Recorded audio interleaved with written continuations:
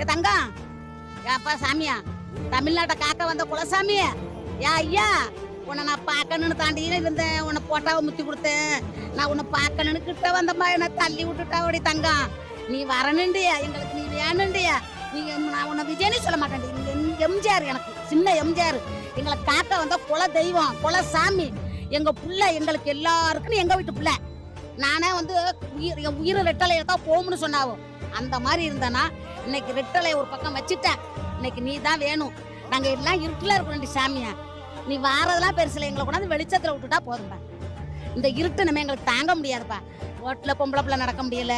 சாமத்துக்கு சாம பின்னாடியே வரணும், துணியை பிடிச்சிருக்கா. பள்ளிக்கூடத்துக்கு பிள்ளைகள் அனுப்புனா வாத்தியார் பிள்ளைங்களை அநியாயம் பண்றான். 5 வயசு பிள்ளை 60 வயசுக்கெல்லாம் பாடுபடுறான். இதெல்லாம் என்னப்பா அரசியல்? இதெல்லாம் கேட்காம தூங்கிட்டா பாருக்குன்ற அரசியல். உங்க விஜய் காலத்துக்கு வந்துட்டா.